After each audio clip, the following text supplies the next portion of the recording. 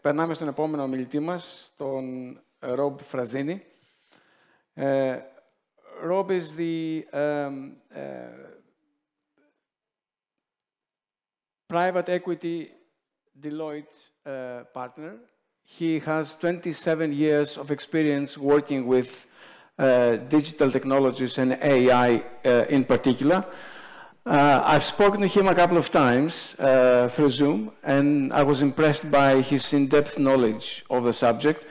And we were utterly delighted when he accepted to be with us virtually to address our conference on our topics. He is a lover of Greece. He loves money. He couldn't be with us today because his daughter is graduating, which is perfectly understandable. But nonetheless, we will have the benefit of his wisdom through technology, and we will be delighted to listen to what he has to say. Rob, over to you. Thank you very much. Good afternoon, everyone. Again, as was said, my only daughter is graduating high school today, and I couldn't miss that. I am a lover of Greece for sure. My wife's family is full Greek. So I miss the opportunity to be with you, but I'm honored to be in front of such a fantastic group this morning. We're talking about a subject that everyone is talking about. Generative AI. AI is a very hot topic around the globe. And the conversation that I want to have with you today is twofold. I'd like to start off with some market observations that we're seeing in the marketplace. They may be helpful for you. I'm going to then give you kind of some examples of where we're seeing this deployed. As you can appreciate, we've had to blind some of these examples as they are for our clients, and we're not able just to release that information. But I think you'll see some very interesting, two examples actually, of some very interesting content that shows you how this is being deployed. We're then going to move into some considerations that we believe would be helpful for you to take under consideration. These are things that we're recommending to our clients now. And then finally, we're going to open it up for a question and answer session. We'll do that virtually, and I will promise to do the best I possibly can. Before I get into the next slide, I'm sure you've all heard a tremendous amount of information about generative AI. The machines are coming. It's taking over the world. There is going to be mass disruption. Perhaps you're a fan of the Terminator movie and Skynet, and it's going to destroy all of us. The truth is somewhere in the middle between all of those things. And the reality is that on one hand, AI technology, which is the underpinning technology, has been around for a long, long time. Generative AI is a derivative of that underpinning and became very prominent in the last 2 years. The reality is that it is accelerating in its dynamicism, in its ability to impact everyday people in a very real way. I'm often giving speeches like this, and I hear people ask, well, isn't this just the next industrial revolution? Isn't this just the next cotton gin? Isn't this just the next iPhone? I would tell you it's not, for a number of reasons, and I'm sure you've heard some of this today during your conference. But fundamentally, this is a learning machine that can accelerate itself, can rebuild itself, can change itself in ways that we don't quite understand how it's doing it. What I tell most of my clients is that the challenge that I see in this market space is that you're not afraid enough. And I don't mean that from a doom and gloom perspective. What I mean that from is a perspective of this is going to impact you. And you should be mindful of the impact it's going to have. As was mentioned, I've been a partner in this firm now for 25 years. I've been in the industry for 27, 28 years. I'm an ex-entrepreneur. This is the greatest market opportunity that I have seen in the 55 years I've been walking this earth. It is tremendous opportunity for companies large and small to really take advantage of something and redefine what leadership looks like. And so I've always believed that psychologically human beings respond to two things, fear or greed. I don't think this is a greed play. I do think there is a fear of what happens if we don't take action.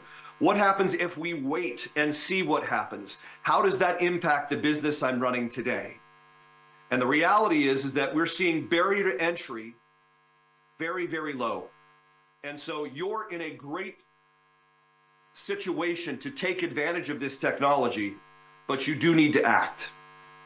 So with that opening, let me go ahead and start a little bit of market observation. So companies are achieving value.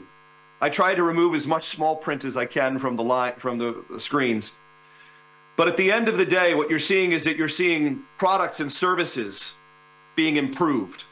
You're seeing reduction of costs. You're seeing increased speed to market. These are all real things. We've just completed a survey. This is from the first quarter of this year. A number of our clients, we are seeing absolute uptake in generative AI and AI technologies. But what we are seeing that is quite unique is those that have expertise, either in AI, cloud engineering, data science, are taking a better advantage of the technology that's out there. So developing expertise, acquiring expertise in this space does make an exponential difference in the results that you're going to see. Now, that doesn't mean you need to go out and hire a bunch of data scientists. That's not what I'm suggesting to you. But what I am suggesting to you is that the more you are engaging with this technology, the more you are testing and attempting to leverage this technology, challenging your organizations to use this technology, the more internal expertise you will develop. The more expertise you develop, the faster you will be able to understand ways to uniquely capture value within each of your own organizations.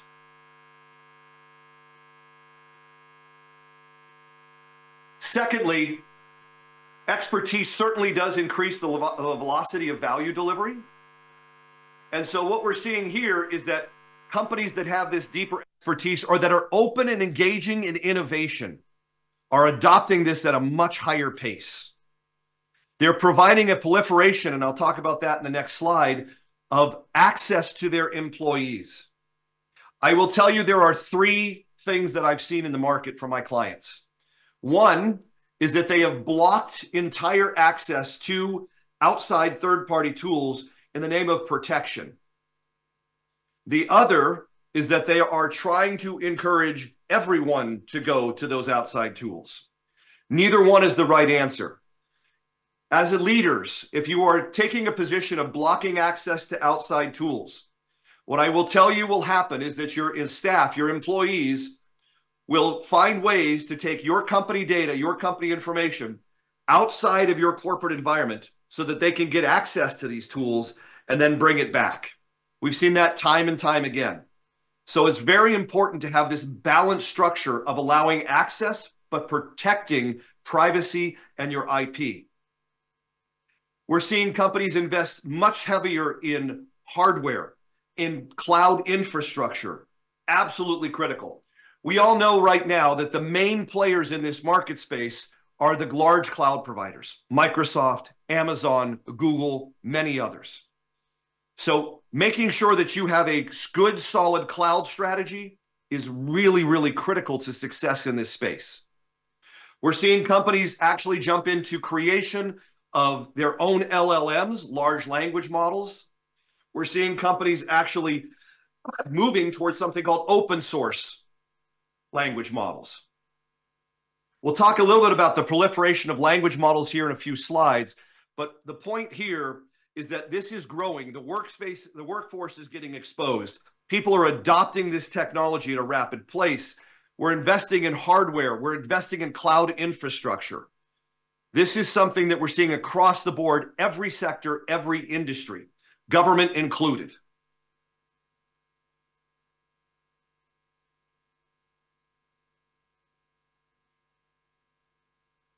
We're also seeing, as I said, a proliferation of Gen AI access across the organization.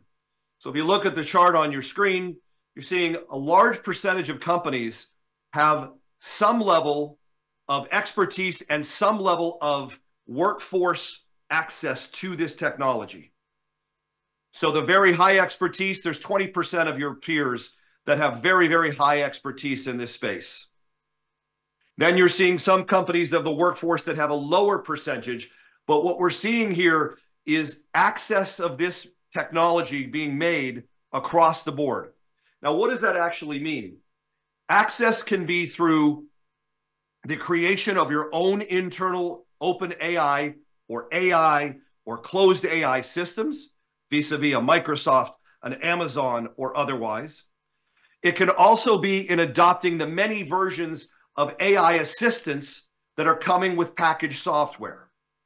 Copilot is a fantastic example from Microsoft. As you think about SAP, the large package players, ServiceNow, everyone is coming out with their own embedded AI into their systems. And so embracing that is an important component here, and understanding that getting access to OpenAI can be delivered through a number of different channels. Internally, as your organization develops LLMs or leverages those LLMs, as well as leveraging outside third parties and really embracing what that can do. What I can tell you is that it's having a profound impact on employee productivity and employee expertise. And what I mean by that specifically is that we are certainly seeing some examples where employees are being displaced because of this technology. I'm not going to be the only one to tell you this. There are lots of prognostications that indicate that that trend will continue, and we're going to see more and more displacement. What I would tell you is that what we look at when we see employee uptake and capability is that this is really about acceleration and enabling of employees to be infinitely more productive than they ever have. We're able to really help employees focus on tasks that matter most to the enterprise, matter most to the customers, and less so on repetitive tasks. I'll give you a case example just for a moment. We did an internal experiment with a rather sophisticated Excel spreadsheet. Every company leverages some level of Excel spreadsheet in their organization. This particular complex spreadsheet took over 3.5 weeks to develop by one of our lead analysts. Now, I want to paint a picture of that individual. I want you to consider a very extremely bright MBA, an individual that's worked in data and analytics for quite some time, could probably make Excel feed you. They're that good. And what we did is we took that spreadsheet at 3.5 weeks. We placed them in a room. They were not technologists per se. They were not data scientists. They were not programmers. We put them in an isolated room and we gave them an open AI. And we said, your challenge now is to duplicate as much of that spreadsheet as you possibly can in the next 4 hours. Now, if I was there with you, I would ask you how much time do you think it took them to actually do? How far did they get? Obviously, I'm a little limited by that, so I will give you the punchline. In 4 hours, they produced over 70% of that same spreadsheet. Not being technologists, but letting the co-pilots and the open AI guide them through the process, write code that they would have typically had to put in formulaic view, and achieved, again, almost 70% of what took 3.5 weeks in a 4-hour period. So increasing the capabilities of you as leaders, as your employees, of your customers is significantly possible with this technology. So much so that we are seeing corporations now really address their strategies when it comes to talent. There is going to be a shift in talent for sure. Again, what I'm not saying to you is that we are going to see a mass exodus of people. I can give you a real example. Again, I'm limited to say the company name, but there is one firm that was able to remove about 40% of their offshore development staff and replace it with a generative AI solution, and they've been able to maintain productivity. There's another client that is using an attrition process. So they are not replacing employees as they are leaving the company, typical turnover 3 to 7% per quarter, and they are simply able to maintain their productivity. Now, yes, those are two extremes. Well, the first one, certainly. The second one, not so much. But it is important to understand that there is reduction that we're seeing, but that's not the magic. Again, the magic is enabling people to be more effective, for you to take markets faster, for you to offer your services to markets that you couldn't before, for you to find white space in your own organization to create new products, or to see associations between customers that you would have never come to before. That's where this magic is. But we're also seeing talent strategies grow, where companies are looking today to shape how their talent is going to look in the future. That means training. How are they deploying training to individuals? What skill sets are they going to be deploying? I can see the audience right now.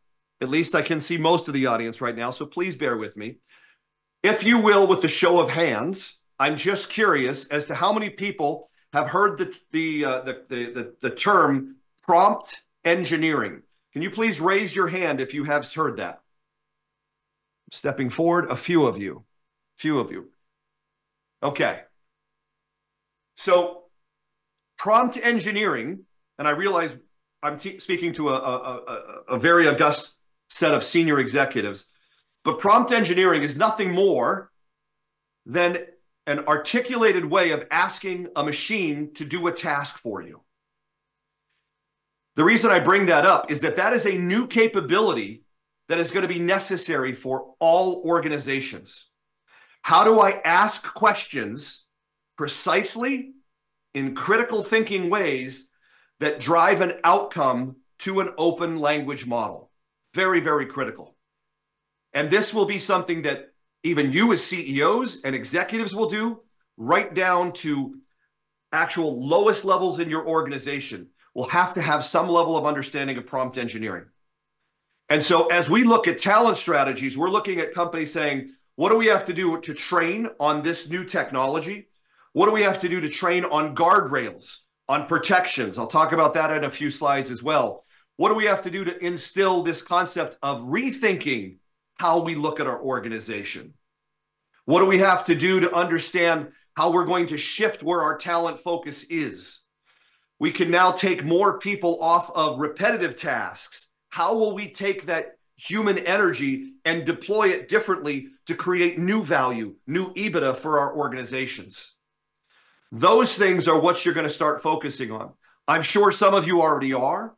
If you're not, it's a good idea to start looking at this. Because again, there are two ways that our clients look at this. A small percentage, and I come from the private equity space. Obviously, private equity is looking to minimize base costs and maximize revenue. But if you look at organizations writ large, there is a small percentage that say, how can I remove a number of heads? The larger percentage is focused on how do I actually access and recognize more revenue? How do I take the staff, the team that I have today, and make them focused on more customer-facing, enterprise value-creating pieces of work? And so as you look at this slide, there's only a small percentage that believe this is 2 years out. So most companies are engaging with this. And again, my encouragement to you would to be not thinking about this as a traditional talent strategy, but a much broader talent strategy that says, if I had additional excess human capital, if I could eliminate human repetitiveness, and I could find ways to deploy intellect in new and exciting ways to serve my customers better, to serve my organization better, and to grow, that's the kinds of questions that you need to be looking at. They are going to be meaningful. They will challenge you as leaders. They will challenge your organization. But it is absolutely critical that we are starting to ask those questions.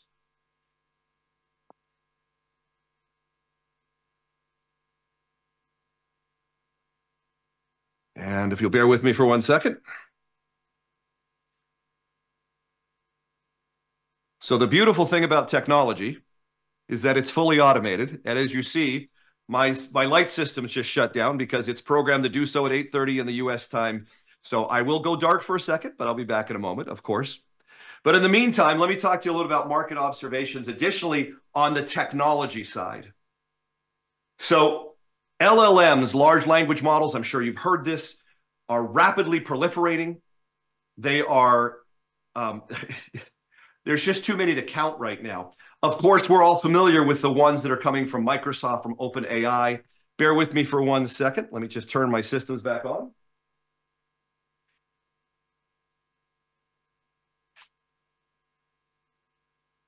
Much better. So they're proliferating rapidly, of course, but we're also seeing a tremendous growth in open source LLMs.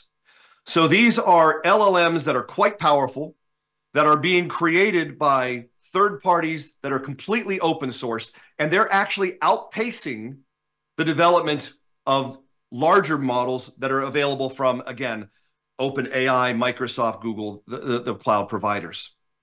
So what does that mean? That means that there is a race that will continue for quite some time regarding the concept of LLMs and who's going to win. The challenge for you guys is that how do you pick a single platform? What I would recommend to you is that you don't do that. You might be being told that. Again, I try to be a pragmatist. You might be being told that by people. Pick one, go with Google, go with Microsoft, go with this, and just go all in. The fact of the matter is that that would probably be a mistake for your organization.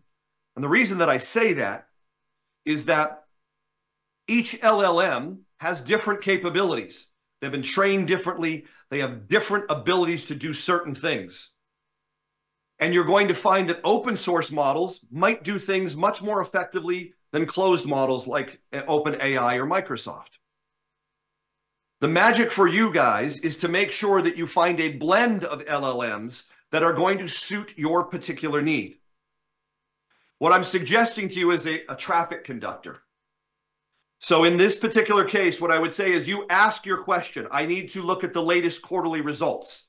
I need to create a marketing component for this customer. Whatever those needs are, allowing a traffic cop to sit in the middle of that and then choose the right LLM that has the most capability, the most advanced capability for that function. Now, I realize that might sound complicated, but what I will tell you is that will enable you to be far more successful in delivering and deploying these LLMs and being flexible in the marketplace. We're also seeing things called small language models. They're coming for our phones. In a very short period of time, you are going to see small language models on numerous devices, including your phones, that will not require internet access.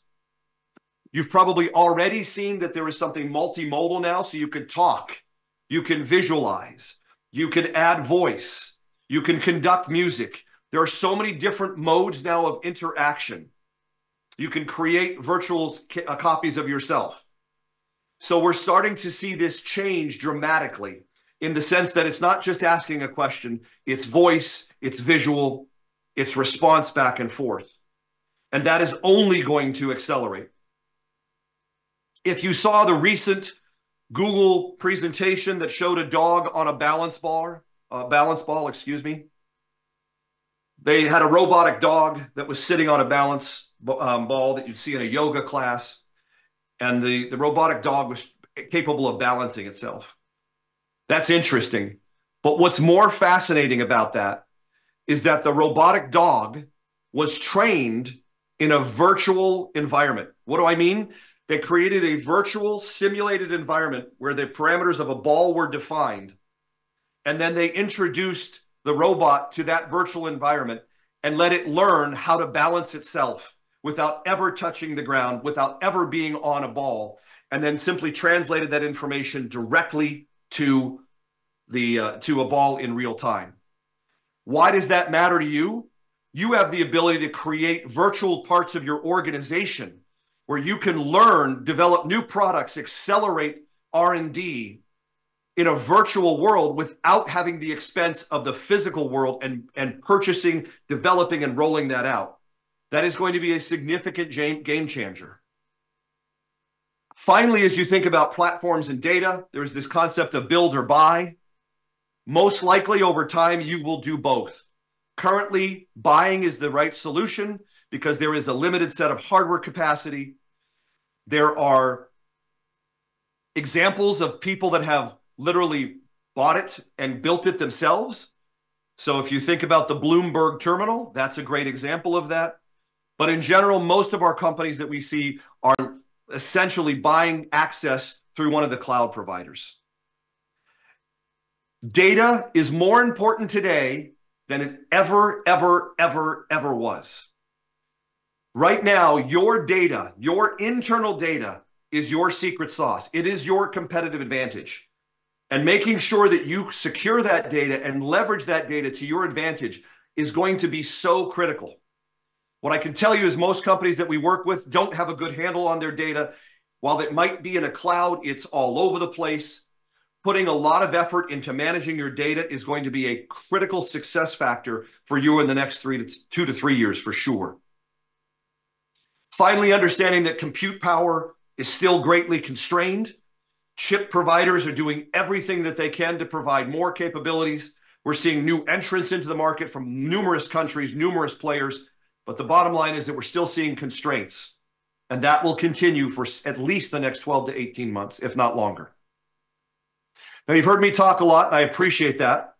I'm going to actually now show you a video of 2 examples. One is for a retail client that we had, where we were able to reimagine what a shopping experience looks like. The second one is more internal focused on looking at how to develop quotes. So give me a moment here. We'll go to these slides. I'll go off mute for a second so you're on mute and take my screen away. Let's help David, a single father of 2 who promised to host dinner with his kids and parents next weekend. There's one problem.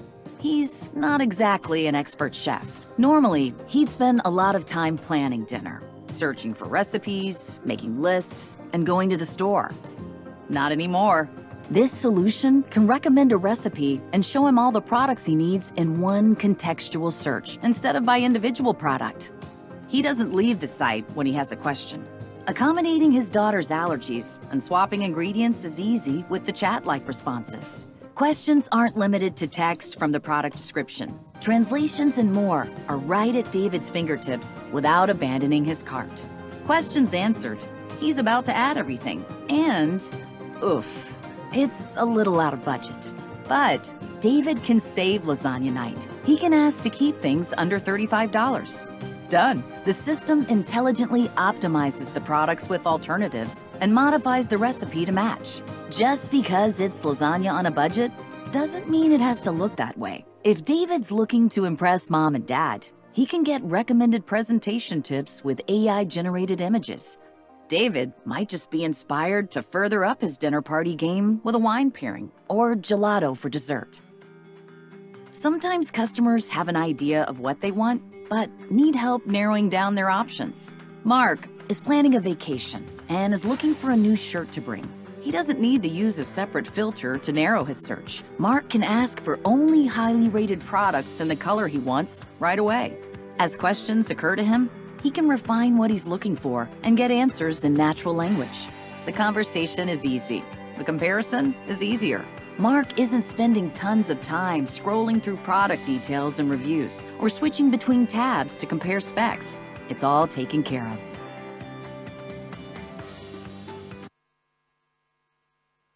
Next video talks a little about the internal side of this.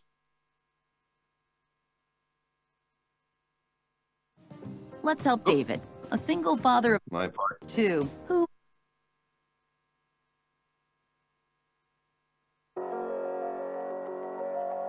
When generative AI is all anyone can talk about, you start to wonder, what can it do for me? You examine your various operations and imagine what more you could do if certain time-consuming tasks were automated. The current workflow for creating a price quote requires CPQ engines to handle tens of thousands of configuration rules for product catalogs that can have tens of thousands of materials and variants.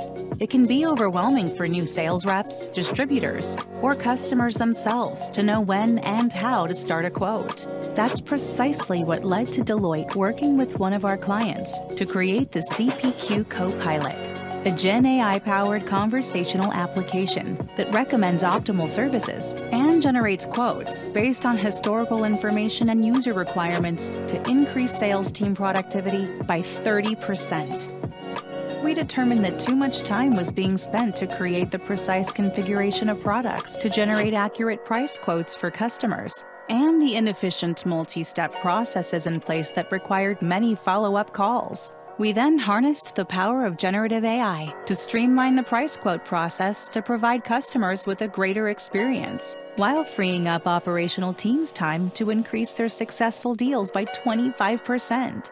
Let's dive in and see what this tool can do. Brian here is a sales team member who has historically spent 80% of his time generating quotes for clients, but would really like to increase his sales numbers. He's just answered a call from a media client who is looking for a quote. To begin the process, he logs in. This will be a new order for this client, so he must generate a new quote. To generate a new quote, the CPQ Copilot only needs 5 pieces of easy-to-input information: who the product will be sold to, who the end customer is, the name of the product, the type of quote it will generate, and which country the product will be shipped to. Brian provides answers to 4 of those questions with 1 sentence. Instantly, the Copilot recognizes that one question is still unanswered and prompts Brian to provide the missing information. Once the 5th and final question is answered, the Copilot instantly provides Brian with 5 quote options. Additionally, we can see all our input listed on the right side of the page. When interacting with the chatbot, Brian can either type or utilize voice to text. Option 1. Instantly, details related to option 1 populate both sides of the screen. On the right, we see the high-level headlines, and on the left, the granular details are provided. Brian is asked if he wants to make any changes to the quote or confirm this as the final quote. He decides to add a product and change the end customer. Immediately, the Copilot adds the second product to the quote and adjusts the quote for the new end customer. To finish up, Brian selects quote option 1 and asks the chatbot to save this quote. To review the quote, Brian can select the View Quote button, which shows the polished version that is ready to save as a PDF and send to customers. The CPQ Copilot provides a significant reduction in turnaround time, which allows Brian to provide an optimal experience for his customers.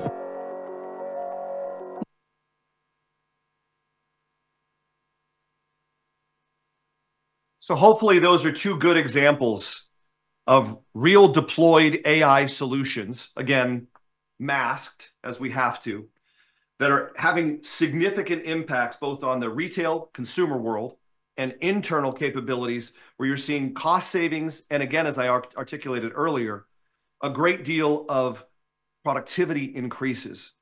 And that's what's so magical about this.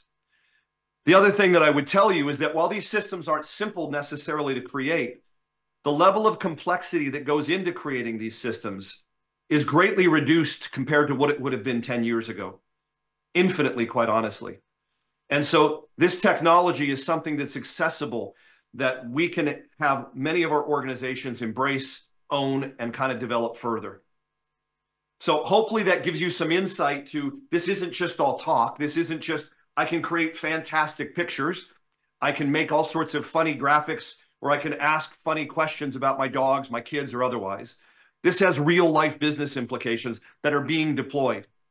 Now, again, from a practical perspective, what I would tell you is the biggest challenge that organizations are facing is scaling this. Scaling this across the organization obviously requires a tremendous amount of effort and commitment.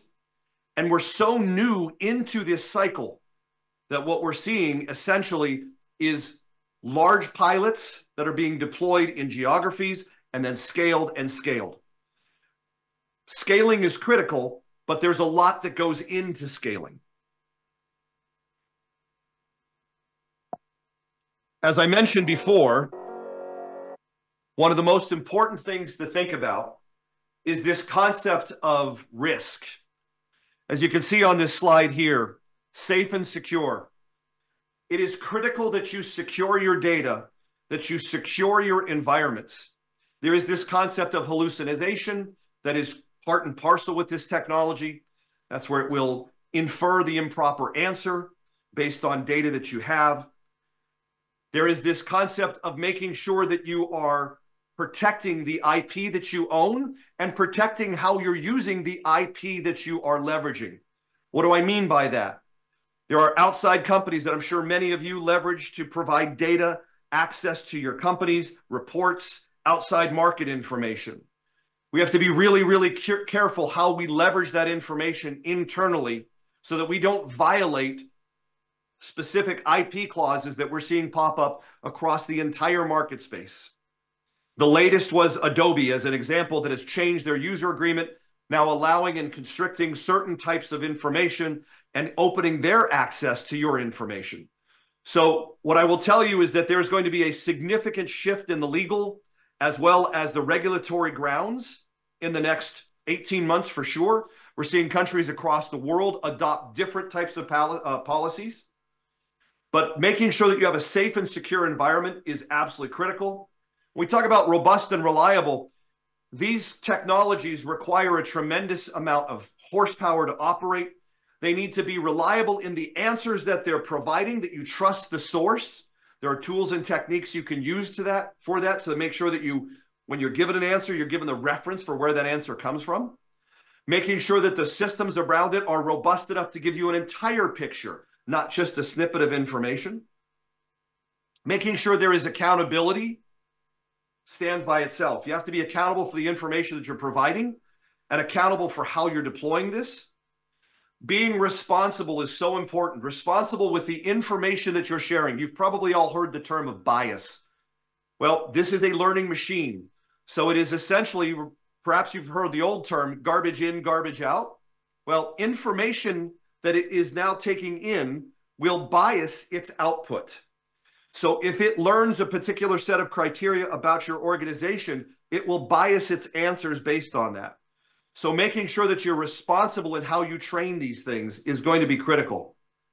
Privacy, I mentioned that earlier. Privacy is king here, making sure that you're protecting your competitive advantage and not exposing that openly. Making sure that all the information you're providing to your customers, your employees, is transparent so you understand where the data is coming from. And then again, as I mentioned, fair and impartial, making sure that you're not biasing the output. Finally, I'd like to leave you, before we go into some questions and answers, with a couple of two thoughts. First, let's talk about an operating model. Make sure you develop a center of excellence. I'm a consultant. I hate this term. I will be completely honest with you. But in this particular case, it is so critical. Developing a central hub, not for necessary constraining growth, but for making sure that you are leveraging the learnings across the organization is so critical. Develop kind of a North Star. Where do you think AI will take your organization? Making sure that you understand also what those North Stars, what that implication is to your organization. How is it going to change you fundamentally as an organization? If you think it won't, you're not pushing hard enough. It will. And if it doesn't change you as an organization, I assure you, you won't be in your roles long, because the competitive market out there is going to be impacted by this. If you think about governance, make sure you understand how you innovate this. Do not do innovation for innovation's sakes. Don't do idea factories. Make sure every concept you deploy is bound in value to the corporation. Revenue value that translates through customer, through supply chain, or otherwise. If someone comes to you with an idea and says, God, this would be great, you say, what's the impact on the bottom line? And they say, I'm not sure. Don't do it. There's too much time being wasted right now in the market by people just experimenting with things that won't make an impact. As I said, when you think about choosing LLMs, Make sure you don't choose a single LLM, but adopt a strategy that allows you to have flexibility in what generative AI models you digest. Establishing a build factory. Taking a shot at no regret bets. What do we mean? Generative AI right now, as it stands today, I know some people believe it's unproven. That's true. In some cases it is. But if we look at things like code development, code refactoring, if we look at marketing and content generation, ability to look through contracts and make recommendations, supply chain analysis, these are things that are no regret bets.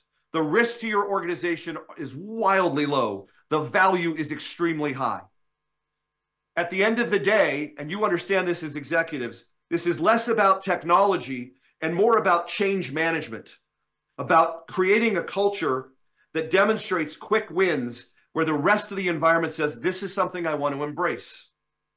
The concept of building a factory like this allows you to do that, bringing the capabilities together and then spreading them around. I will get technical for one point. Many of you might have heard this promise of something called SOA, Service-Oriented Architectures. This is years ago. Essentially what it meant to executives is that all you have to do is build something once and you'll deploy it across your organization. It'll be easy. It never happened. The marketing was much better than the delivery.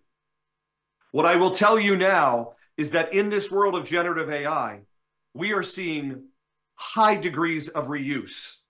So if we develop prompts and capabilities in your HR organization to look at employee information, to look at policy information, our ability to carry that over to accounting, to finance is incredibly high. That is, again, why we recommend putting together a factory so you accelerate learnings and reuse. Finally, I appreciate you listening to me talk to you this afternoon. What I want you to do is take away a list here. First, realize every single thing I just told you is out of date right now. I don't mean to do that to sound kitschy or funny. That's how fast this market is moving. There will be new changes tomorrow, the next day that will invalidate some of the things that I've already said. Experiment, but only do this with areas that are generating value. Again, whether you like consultants or not, developing a COE is a critical success factor for this particular case. I would start moving on that. As executives, I would start having a very, very good understanding of the data that I have inside of my organization and what value it has. How can I take that data and leverage it to get additional market capabilities? I will tell you a new trend in PE right now, in private equity. They're starting to look at companies strictly for the proprietary data that they have, with the ability to take that data and build it into a larger language model to accelerate capabilities. Data is king, queen, they're the whole court. Please, please, please do not automate what you do. Think about how you can do something that eliminates the friction in your business. I was at a meeting recently. We were talking about different things with our client about automation and innovation. They were talking, one of the executives used an interesting metaphor. They had a cup in their hand. They were talking about, how can I change the cup? How can I make it more functional? The challenge that I gave to them is, don't think about changing the cup. Think about eliminating the cup. Why do you even need that? How can we jumpstart? How can we move past that? I know that sounds futuristic, but I'm telling you that's where we're heading. And the capabilities are here today to allow you to get there. And look for automation to deliver more, not to deliver less. Look for automation to increase the capabilities of your company, increase the reach of your company, not to simply eliminate staff. With that, I thank you for listening to me this afternoon. I'm certainly willing to take questions for the remainder of time that I have, but I appreciate your time and attention, and I certainly hope that the information I was able to share with you, you find valuable.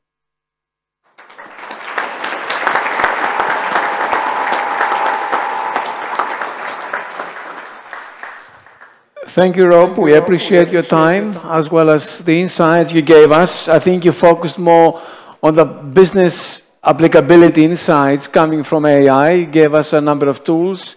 I like that you cautioned us at the same time as to how to mix these tools and how to use them in an appropriate way. I want to make some links with previous speakers because I can see some distinctive themes. In your talk, for example, you mentioned about experimentation. That has come up again in previous talks. The important concept of the virtual learning, which was linked by some other speakers with the concept of labs, that companies can develop labs and they can start developing ideas, which then they can scale up. And I'm delighted you brought up the question of scaling up, which is important in any organization. I'll stop here. I will take a few questions.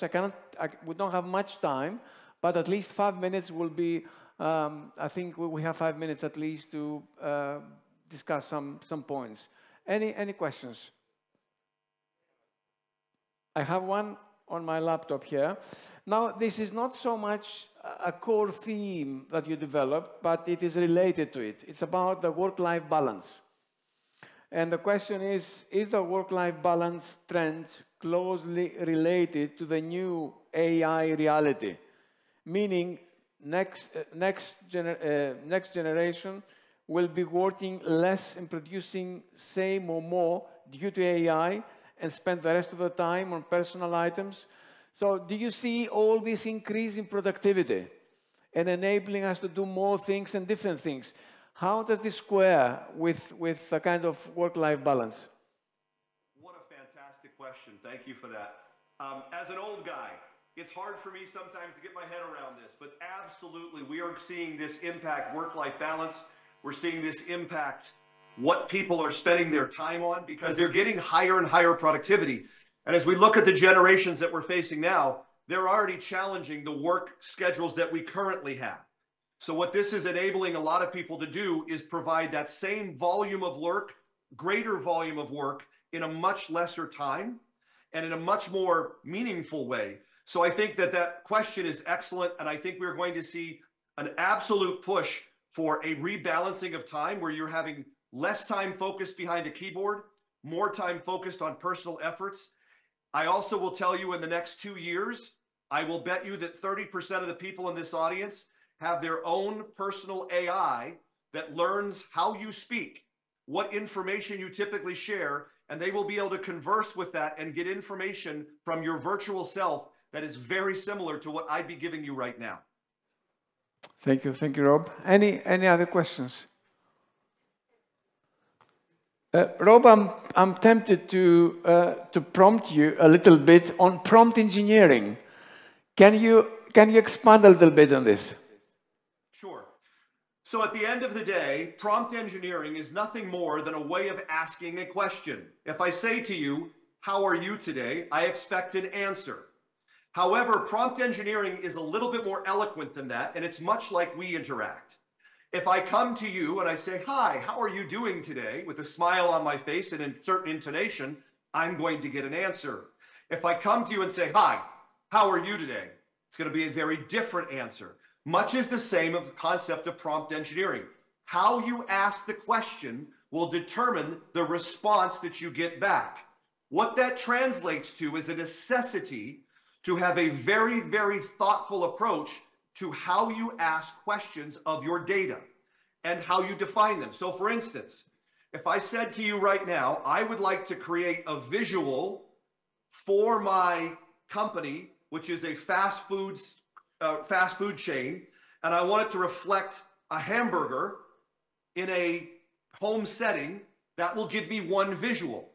However, I could go further to say I would like to take that hamburger, make it a double cheeseburger, represent it in the way that Van Gogh would represent it, in more of a cartoonish view, and it will absolutely 300% change the resulting output. So right now, what we are not good at is thoughtfully thinking before we speak as human beings. Prompt engineering takes that to a science of making sure that we are thoughtful in the questions that we ask so that they are repetitive. There's another thing to understand that's important about prompt engineering. Much as you have learned as an audience from different speakers, new things today that will change your perspective. So if I asked you a question today, you would give me an answer. Perhaps after this conference, if I asked you that same question, you might give me a different answer with different context. That is exactly what large language models do. That's where there's a fear of, I asked the same question today and I didn't get the same answer. Of course you didn't, because just like us, these machines are learning on a daily basis. I hope that's helpful. It is. Thank you very much. I wish we had more time, Rob. I have to stop here. I want to greatly thank you for all this. I think this is food for thinking for us. It's wonderful. I hope we will, at some point, we will have a glass of wine somewhere in the Peloponnese. That would be wonderful. Thank you so very much. All the best. All the best.